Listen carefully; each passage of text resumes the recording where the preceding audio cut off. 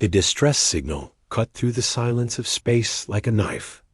In the Great Hall of the Galactic Council, 12 species gathered around the holographic display, their various appendages trembling with concern. "The mining colony on asteroid 749 has been taken," announced Council Leader Vorn, his 3 eyes blinking in distress. 42 workers are hostages.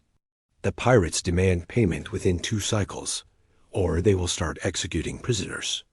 Murmurs of worry filled the chamber. The Quellan representative raised a delicate wing.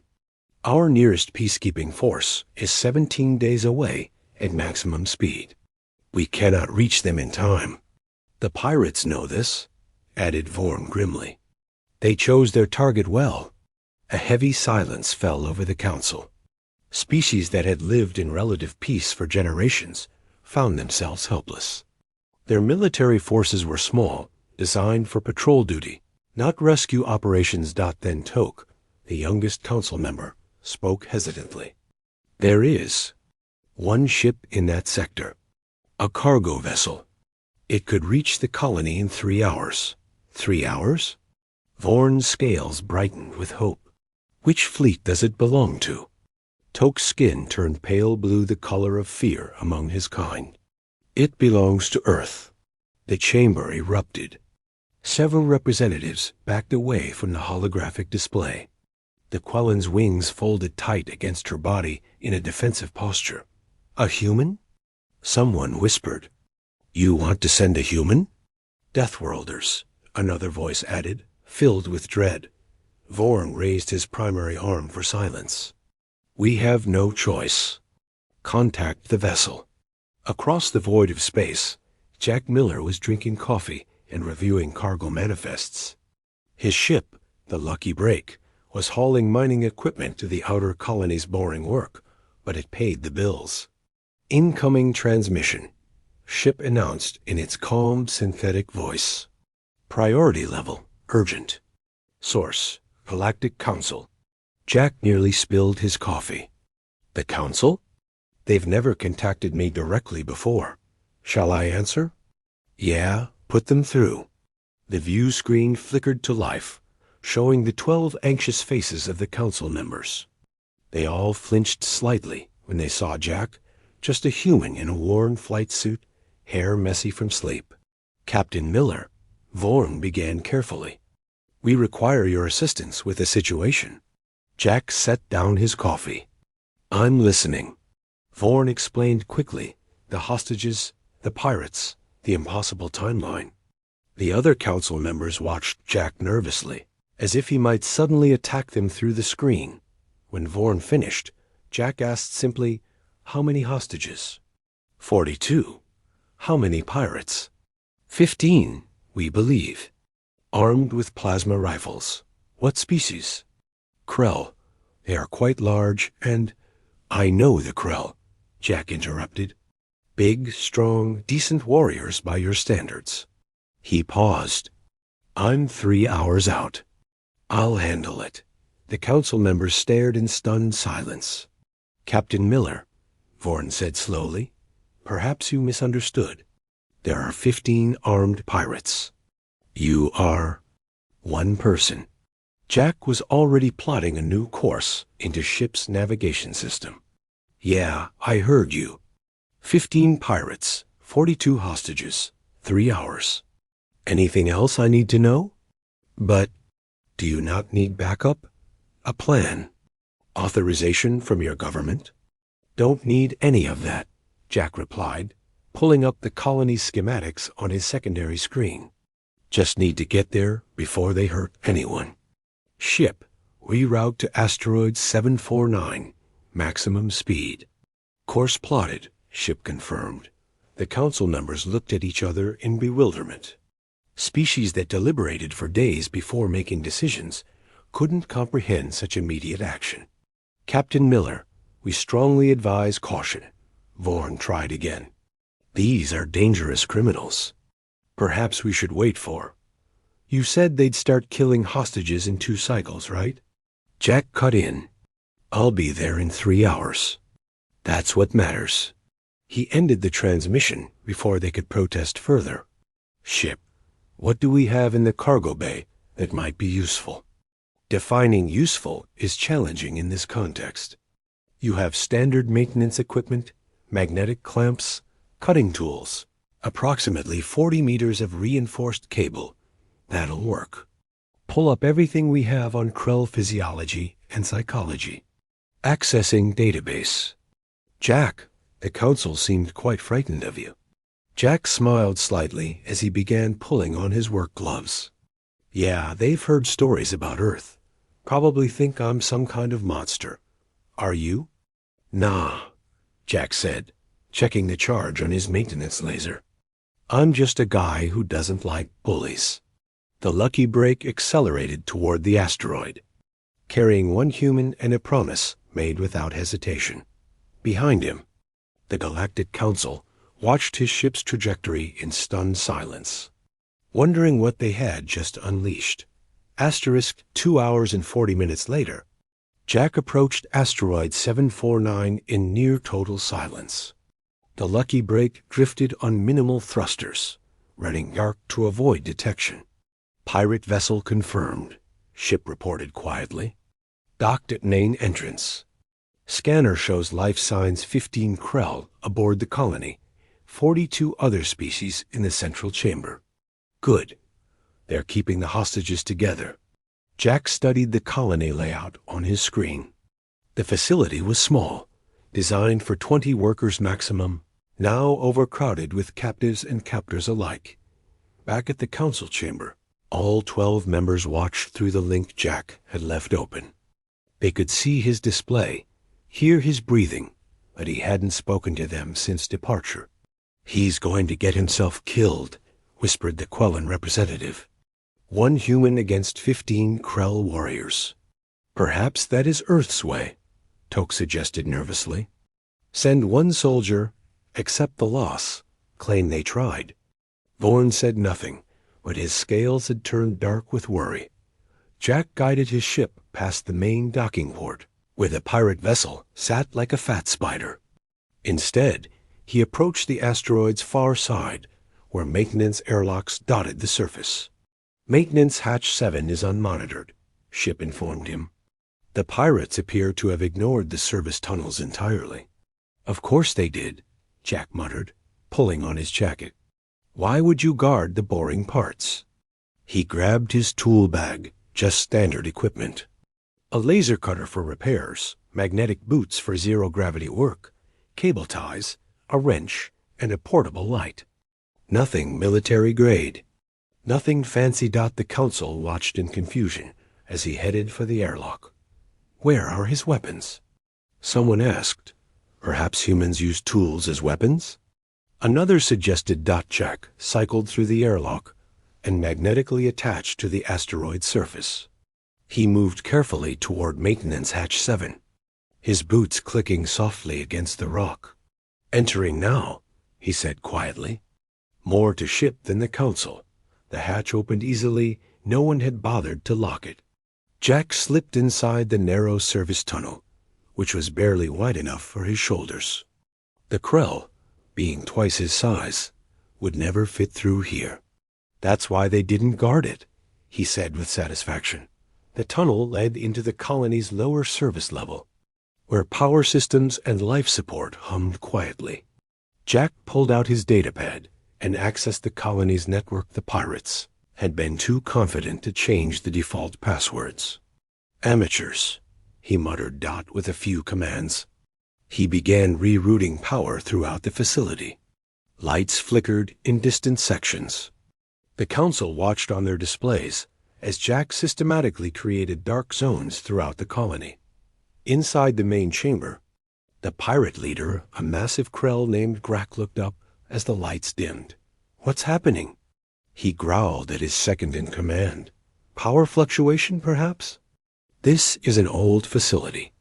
Grak didn't like it. Something felt wrong. He touched his communicator. All units, report status. From the southern corridor, one of his pirates responded. Section 4 clear. No problems. The communication cut off suddenly. Grak's eyes narrowed. Unit 4, respond. Silence. Unit 4. Still nothing. Jack moved through the darkened corridors like a shadow. The first pirate he'd encountered had been easy. The Krell had excellent hearing and decent low-light vision. But Jack had simply cut the gravity plating beneath the pirate's feet. The warrior had floated helplessly while Jack secured him with cable ties and moved on, one down. 14 to go. The council members watched in amazement as Jack systematically worked through the facility. He didn't fight the pirates directly. Instead, he used the environment against them. He vented atmosphere in empty sections, forcing them to retreat. He locked doors remotely, separating them from each other. He created noise in one area while moving through another.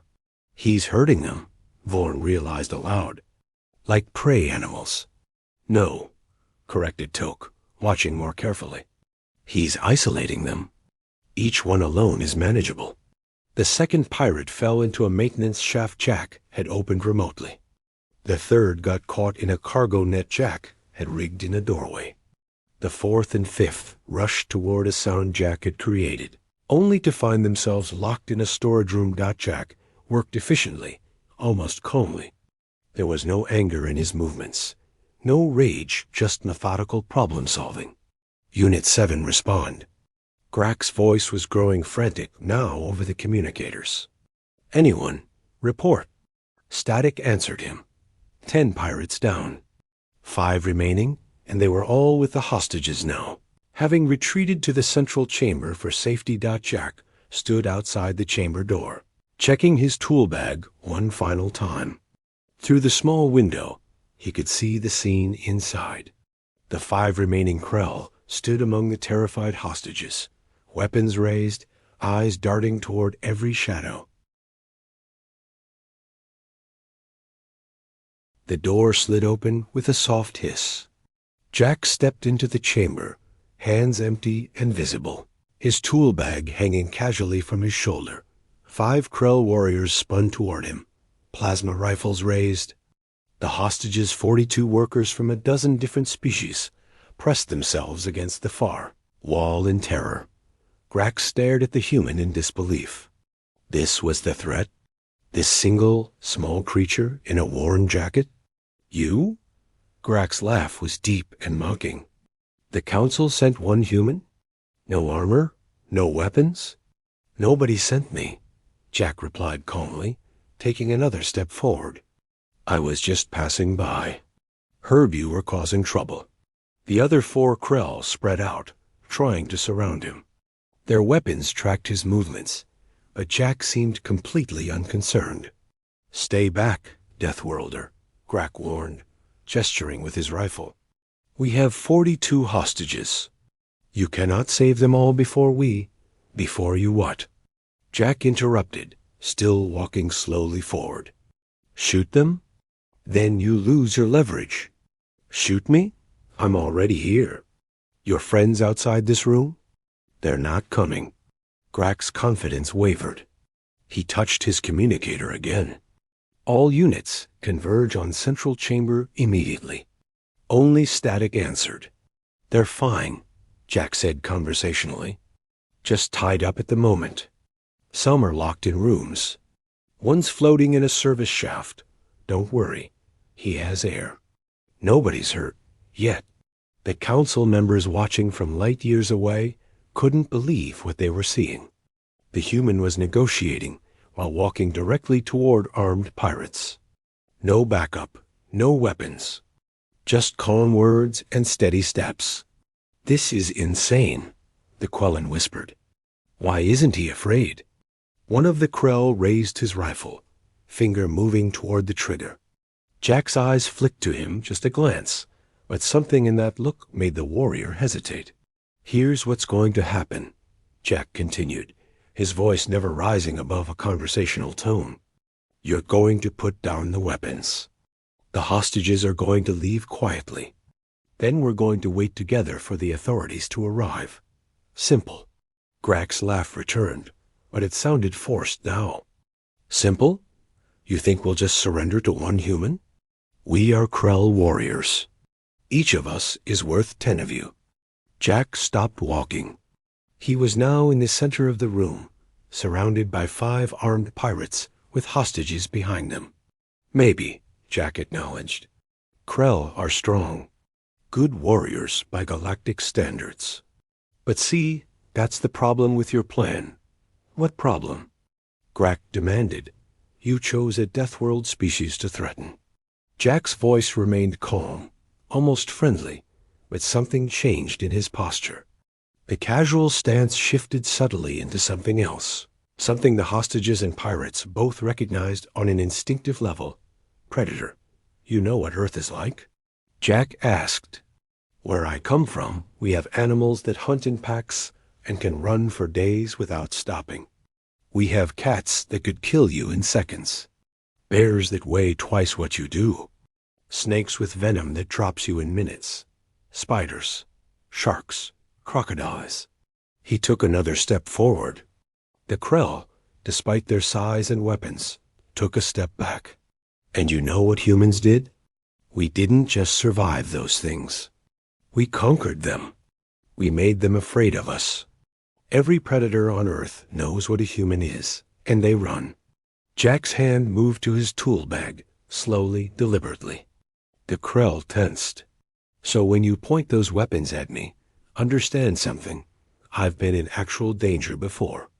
I've faced things that wanted to eat me, kill me, hurt me just because I existed. This, he gestured at the rifles. This is just Tuesday. The room held its breath. Then Jack smiled, not a cruel smile, but almost apologetic. But I don't want anyone to get hurt. Not the hostages. Not even you guys. So I'm giving you one chance. Put down the weapons. Walk away. Nobody has to bleed today. Grak's hand trembled on his rifle.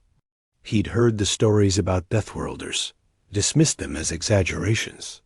But looking into this human's eyes, calm, patient, absolutely certain, he suddenly believed every tale.